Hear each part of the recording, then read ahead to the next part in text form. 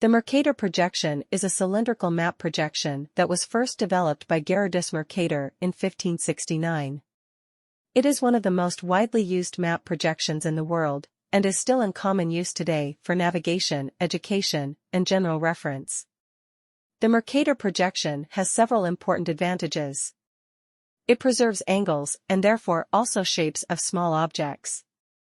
This makes it ideal for navigation, as sailors can plot a straight course on a Mercator projection map and be confident that they are following a direct route.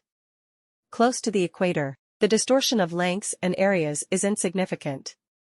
This makes it useful for general reference maps of equatorial regions. A straight line on the map corresponds with a constant compass direction. This makes it easy to navigate using a compass and a Mercator projection map. It is relatively simple to construct.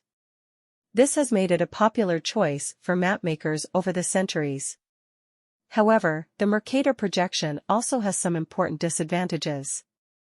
It greatly distorts the size and shape of landmasses at higher latitudes. For example, Greenland appears to be larger than South America on a Mercator projection map, when in reality it is much smaller. It gives a false impression of the relative distances between different parts of the world. For example, the distance between Europe and North America appears to be much shorter than the distance between Africa and South America on a Mercator projection map, when in reality they are similar. Despite its limitations, the Mercator projection remains an important map projection today.